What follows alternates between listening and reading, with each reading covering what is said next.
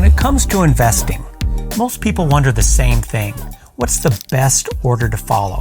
Should you max out your 401k first, start with the Roth IRA, or just put money into a brokerage account?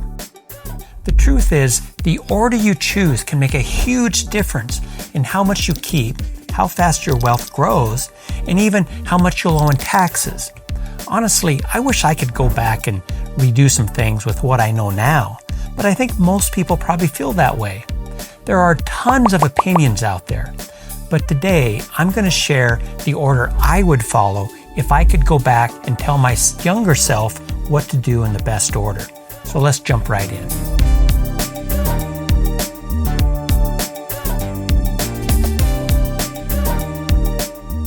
I know this sounds boring, but you really do need at least a little safety net.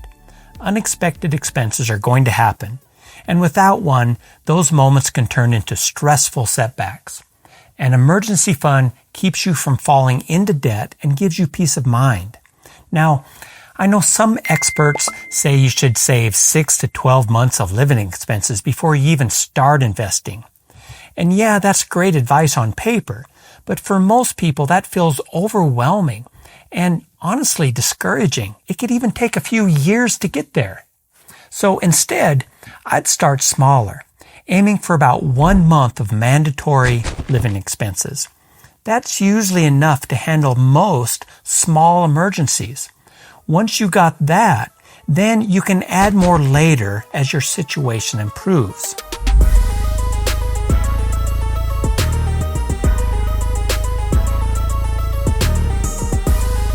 Next, if your employer offers a 401k, make sure you're contributing enough to get the full company match. But first, just enough to get the full matching dollars. Otherwise, you're literally turning away free money. Think about it. That's a 100% return on your money instantly. And you can't beat that anywhere. And then it compounds for decades. For example, let's say you make $84,000 a year.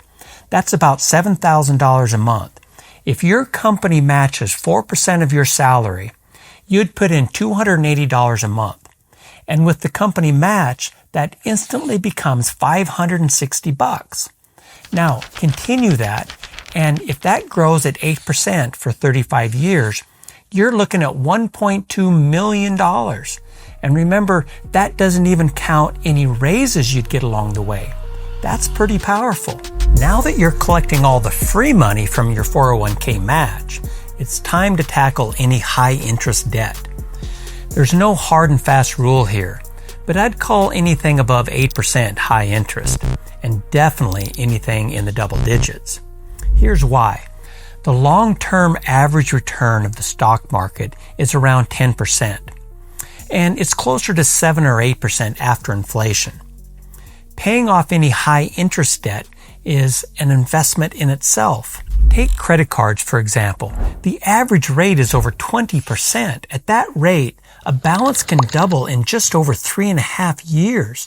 That's insanely destructive to your financial future. Now, I get it. This part isn't fun.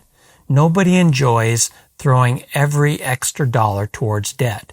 But trust me, the freedom you will feel once it's gone is worth it.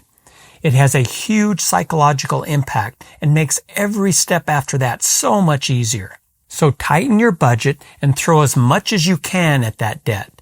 If you're paying 20% interest, every dollar you put towards it is like getting a tax-free, risk-free, guaranteed 20% return. And you will never find that kind of investment anywhere. Wiping out credit card debt is a massive step towards financial freedom. After that, move on to knocking out any other high interest debt you may have. All right, now we finally got to step 4. Now that the high interest debt is gone, I'd go back and add just a little bit more to the emergency fund. Remember, this is what protects you from slipping back into debt when life throws unexpected expenses your way. At this stage, I'd aim for maybe 2 or 3 months of mandatory living expenses. That amount feels a lot more comfortable, gives you a peace of mind, and honestly, a big psychological boost. Knowing that you've got this cushion makes it easier to focus on growing your wealth. without constantly worrying about the what ifs in life. And here's the key. You do need to keep this money safe, but it still needs to be earning something. High yield savings accounts works. A money market account works. Even short-term treasury ETFs or T-bills can work. The goal isn't to chase returns here. It's safety first, but with a little bit of interest so your money isn't just sitting there losing value due to inflation. Now that you've got all the basics covered, it's time for the more fun stuff. Step 5 is to open a Roth IRA. If you can, try to max it out each year. If you're married, you and your spouse can both have one, which doubles the opportunity. Some people might make a case for using an HSA at this step, and honestly, that's a solid option too. But I'm going to go with the Roth first because it's so flexible. For example, if you ever decide to retire early, you can tap into your contributions for income. That's because you can always withdraw the money you put in, your own contributions, without paying any taxes or penalties. And remember, you still only have 2 or 3 months of emergency savings so far. So if a true emergency happens, a Roth can act as a backup safety net.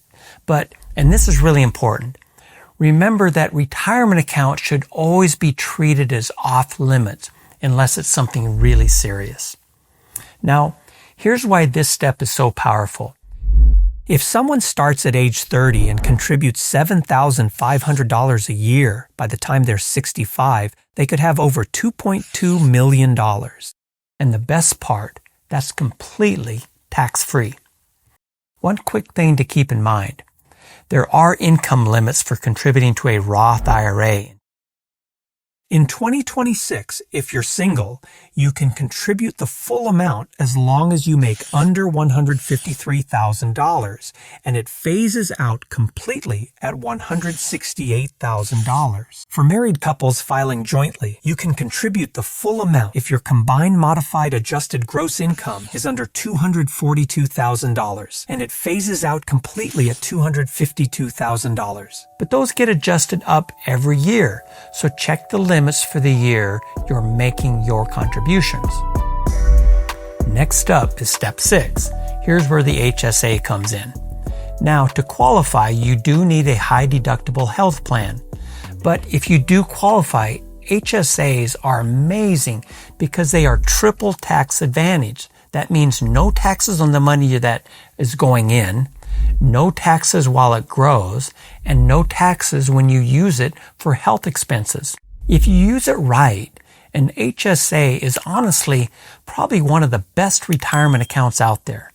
Health expenses in retirement can be huge, and it gives you a tax-free way to prepare for them. And the cool part, if you don't end up needing all the money for health care once you hit 65, the HSA basically works just like a traditional IRA for non-health spending. There's some really smart strategies for getting the most out of your HSA. So I'll drop a link to a video below where you can look into that in more detail. Step 7 is a bit flexible. It really depends on your situation and how much peace of mind you want. Ideally, you want at least 6 months of living expenses saved up. So at this point, you might consider topping off your emergency fund a little bit more. Now, just like before, this money shouldn't be sitting idle. It needs to be safe and accessible, but still earning something so it keeps up with inflation. High-yield savings accounts, money market accounts, and short-term treasuries are all solid choices. The key here is safety first, growth second. Step 8 is where I'm going to shake things up a little bit and go against the usual advice. And I'll explain why. Most people say max out your 401k. But if you still got a little extra money to invest, I'd consider splitting it between a 401k and a personal brokerage account at a place like Fidelity, Schwab, or Vanguard, using low-cost ETFs. Here's the idea. Your 401k gives you tax-advantaged growth, while your brokerage account gives you flexibility. With both, you're getting the best of both worlds. Now, here's the deal. 401ks often come with administrative fees.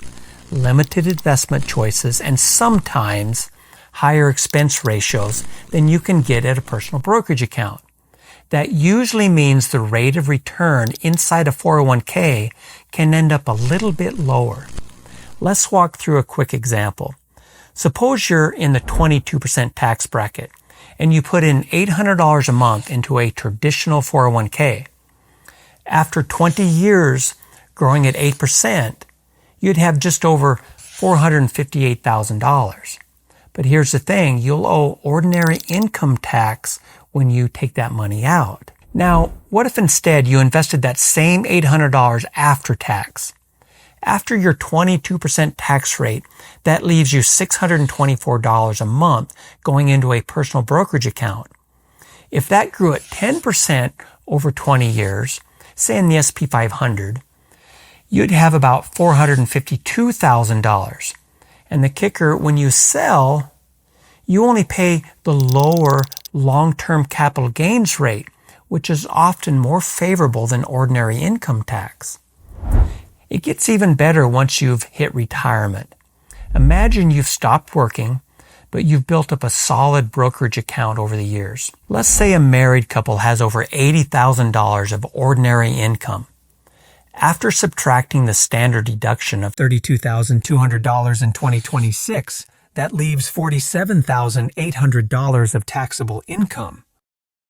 Now, let's say their brokerage account has doubled over time and is generating $10,000 a year in qualified dividends. If they decide to sell $70,000 worth of investments and half of that is profit, that's $35,000 in long-term capital gains. Add in the $10,000 in dividends, and that's $45,000 total available funds taxed as long-term capital gains. But as long as their taxable income stays under $98,900, they're actually pay zero federal taxes on those long-term capital gains. Zero. That's a huge advantage. And this is where smart withdrawal planning comes in. With the right mix of accounts, you can pull from different sources in retirement and create your own tax bracket and really limit how much you send the IRS. Another big perk of a personal brokerage account is flexibility. You don't have to wait until you're 59 and a half to touch it. Maybe you want to retire early. Maybe you've got some midterm goals like remodeling a home or helping the kids with college. Your brokerage account just gives you so much freedom. Now, if you're really in a high income tax bracket, maxing out a traditional 401k might make the most sense. But if your marginal rate is 24% or lower, splitting extra investments between your 401k and a personal brokerage account might give you the best balance for growth, tax efficiency, and flexibility. Personally, I come to really appreciate the flexibility of my personal brokerage account. With the mix of different types of accounts, I can manage my retirement withdrawals in a way that keeps me in a lower tax bracket. Of course, none of us can predict future tax rates, so there's always a bit of uncertainty. That's why Step 8 really comes down to balance. If you prefer one account over the other, that's fine. Or if you want to hedge your bets, split your investments between them. Either way, I like both here. You can adjust the mix based on your situation. Step 9 is where you start tackling any low to medium interest debt, things like car loans or personal loans, with one exception. A very low mortgage rate. If your mortgage rate is locked in at 4% or below, I wouldn't be in any big rush to pay that off any faster than necessary. In that case, I'd rather use any extra dollars to go towards investments that will likely earn more over the long run. That said, if you're very close to retirement or already in retirement, then paying off even the low interest debt can make sense. At that stage, the peace of mind from being debt-free can be worth more than the potential returns from investing. Before we move on to the final step, you might have noticed that I haven't mentioned saving for your kids' college yet. And there's a reason for that. Your financial future should come first. Prioritizing your retirement savings is crucial. Too many people head into retirement barely getting by, and that's something you want to avoid. Remember, you can't take out a loan for retirement, but there are plenty of ways your kids can fund their education. Part-time jobs, maybe some scholarships or student loans. If you're financially secure, you'll be in a much better position to help your children later if you desire and they really need it. You don't want to put your own stability at risk trying to cover college costs now, and you definitely don't want to become a burden for your kids financially down the road. Think about the advice they give to people on airplanes. Put your own oxygen mask on first before helping others. That said, once you've made it through step 9, it's a great time to start thinking about other priorities like college savings. If you've paid off all of your debt, except maybe your low-interest mortgage, and you're confident you're saving enough for your retirement, then any extra money can start going towards your kids' education. That way, helping them while you're keeping yourself secure. And that's a position of real peace of mind. Finally, step 10. Think about that mortgage if it's still left. If you have a very low interest mortgage, especially under 4%, it usually makes sense to stick with just your regular payments and put any extra money towards investments. A few years ago, rates were as low as 2.8%, making it one of the cheapest forms of debt you could ever carry. That said, if you have followed all the previous steps, you're in a really strong financial position. And sometimes, even if it's not the absolute most financially optimal move, paying off the last bit of debt can really feel incredibly satisfying. It's your money, your choices. Eliminating your mortgage can bring a real sense of freedom and accomplishment. Remember, it isn't always about perfection. It's about steady progress, making smart choices, and building a life where your money supports your goals, not stressing you out. These are the steps I would follow if I could start over. Of course, no list is perfect for everybody. I'd love to hear your thoughts of what you think I've missed, what you would change, or any tips you have for other people that might be watching this video. Thank you for watching.